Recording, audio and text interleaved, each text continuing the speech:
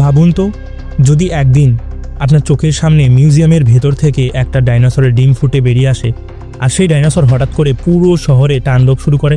আবার সেই রহস্যের মাঝে একজন সাহসী তরুণী বেরিয়ে পড়ে তার বোনকে বাঁচাতে, যেখানে তাকে লড়তে হবে মৃত্যু, জাদু আর অসম্ভব সব রহস্যের সাথে। আজকের গল্পটা ঠিক এমনই অদ্ভুত জগতের, যেখানে বিজ্ঞান, ইতিহাস আর অ্যাডভেঞ্চার একসাথে মিশে গেছে এক অবিশ্বাস্য অভিযানে। তো চলুন বেশি কথা না বাড়িয়ে আজকের গল্পটি শুরু করা যাক। মুভির শুরুতেই আমরা অ্যাসপ্রিয়েন্ডো নামে এক সায়েন্টিস্টকে দেখতে পাই, যে কিনা যে কোনো মৃত ব্যক্তির মধ্য তার প্রাণ স্থানান্তর করতে পারে। যাই হোক, এখানে তার একটা এক্সপেরিমেন্ট দেখতে পাই আমরা, যেখানে সে চেষ্টা করছে এক ডাইনোসরের ডিম ফোটানোর জন্য, যে ডিমটা রয়েছে এক মিউজিয়ামে। সে তার চেষ্টাকে সফল করতে পারে এবং সেই মিউজিয়ামের মধ্যে ডাইনোসরের ডিমটি ফুটে এক ডাইনোসরের বাচ্চা বেরিয়ে আসে এবং সে তাৎক্ষণিক সেখান থেকে উড়ে চলে যায়।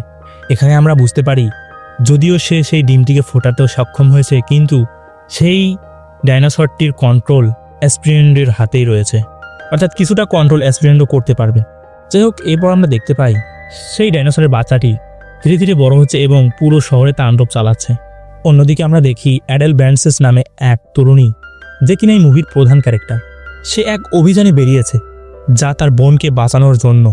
মিশরের এক নামকরা ফেরাওয়ের এমন একজন বৈদ্য, যে কিনা মৃত মানুষকেও তাজা করতে পারে, এমন ক্ষমতা তার মধ্যে ছিল। যাই হোক, এটুকুই আমরা জানতে পারি।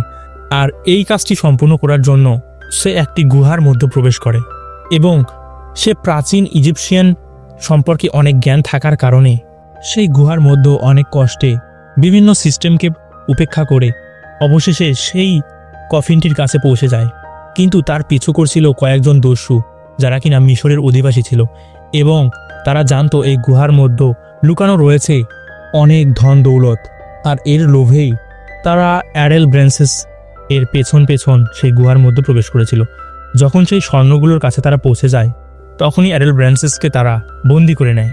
কিন্তু অ্যাডেল ব্র্যান্সেস সেখানে অনেক কষ্টে তাদের হাত থেকে রক্ষা পায় এবং আগুন দ্বারা সেই পুরো গুহাটিকে জ্বালিয়ে দেয়, আর সেই মমির কফিনটিকে নিয়ে সেখান থেকে সে পালিয়ে যায়।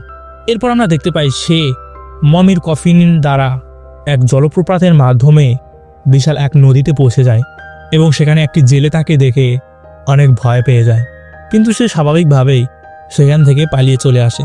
এরপর আমরা দেখতে পাই অ্যাডেল নিশ্চিন্ত ছিল, কেননা সে ফারাওয়ের সেই বৈদ্যকে তার সঙ্গে নিয়ে আসতে পেরেছে। এখন শুধু অ্যাসপ্রিয়েন্ডোর কাছে যেতে হবে এবং এই মমিটির মধ্যে প্রাণ ফিরিয়ে আনতে হবে, বা এই মমিটিকে তার কন্ট্রোলে আনতে হবে।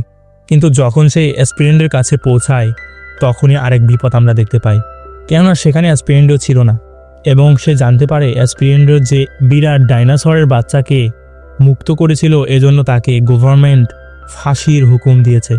এরপরে আমরা দেখতে পাই এক অসাধারণ দৃশ্য, যেখানে অ্যাডেল অ্যাসপ্রিয়েন্ডোকে বাঁচানোর জন্য কারাগারের মধ্যে বারবার বিভিন্ন রূপে প্রবেশ করে, অর্থাৎ বিভিন্ন ভেষে প্রবেশ করে। প্রথমেই যায় সে বাবুর্চি হিসাবে, কিন্তু তার এই প্ল্যানটি কাজ করে না। এরপর আমরা দেখতে পাই সে নার্স হিসেবে যায় এবং তার সঙ্গে থাকা গার্ডকে ইঞ্জেকশনের মাধ্যমে অজ্ঞান করে দেয়, কিন্তু এই প্ল্যানটিও তার কাজ করে না, সে ধরাও খেয়ে যায়। পরবর্তীতে আমরা দেখতে পাই সে যায় এক পুলিশ অফিসার সেজে, কিন্তু এবার সে যে দৃশ্যটি দেখে সেটি দেখার জন্য সে প্রস্তুত ছিল না। সে দেখতে পায় কারাগারের মধ্যে অ্যাসপ্রিয়েন্ডো ছিল না, অন্য এক কয়েদি সেখানে ছিল। সেই কয়েদিকে সে প্রশ্ন করলে কয়েদি জানায় অ্যাসপ্রিয়েন্ডোর আর কিছু ঘন্টার মধ্যেই ফাঁসি হতে চলেছে, এজন্য তাকে কারাগার থেকে নিয়ে যাওয়া হয়েছে। তখনই সে ভেবে নেয় হয়তোবা তার বোনকে আর বাঁচানো সম্ভব নয়।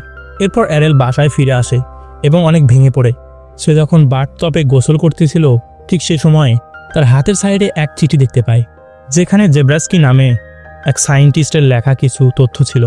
সেখানে সে লিখেছিল অ্যাসপ্রিয়েন্ডো যে ডাইনোসরটিকে উন্মুক্ত করেছিল, তাকে জেব্রাস্কি 50% কন্ট্রোলে আনতে পেরেছে।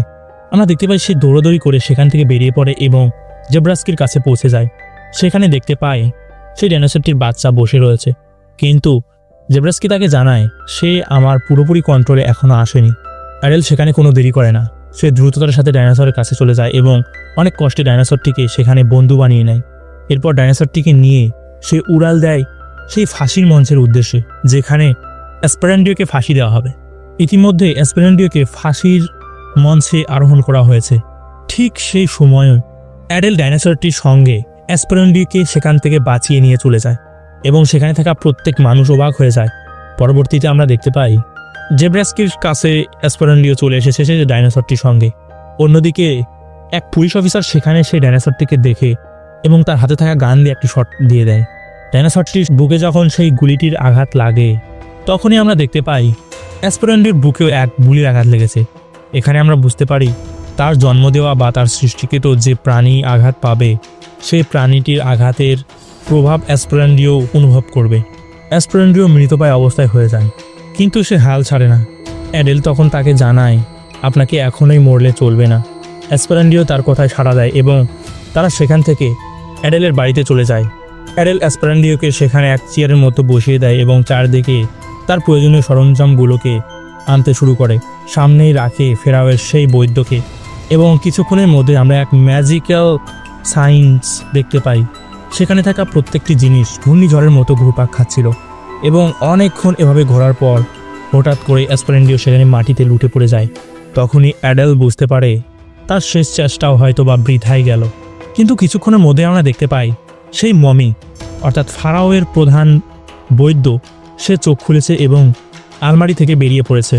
এই বিষয়টি দেখে অ্যাডেল অনেক খুশি হয়ে যায়, কিন্তু সেই মমিটি যখন তাকে জানায় সে আসলে ফারাওয়ের প্রধান বৈদ্য নয়, সে ফারাওয়ের প্রধান বৈদ্যের এক কাছের লোক, তখন অ্যাডেল তাকে জানায় তাহলে কি তুমি আমার বোনকে বাঁচাতে পারবে না? সেই মমিটি নিঃসন্দেহে বলে দেয় না, কিন্তু সে জানায় তার বোনকে যে বাঁচাতে পারবে তার সন্ধান সে দিতে পারে।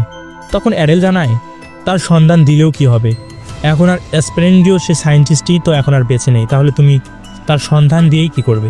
তখন সেই মমিটি জানায় অ্যাসপারান্ডিওর যে ম্যাজিক এটি 2 কিলোমিটার পর্যন্ত কাজ করে, অর্থাৎ আমাদের প্রজাতির যতগুলো মমি ছিল প্রত্যেক মমি এখন জীবিত হয়েছে, আর তোমার বোনকে যে বাঁচাতে পারবে অর্থাৎ ফারাওয়ের যে প্রধান বৈদ্য সে বর্তমানে এক মিউজিয়ামে অবস্থিত। তখন অ্যাডেলের বুঝতে বাকি থাকে না তার বোনকে বাঁচানো এখনও সম্ভব।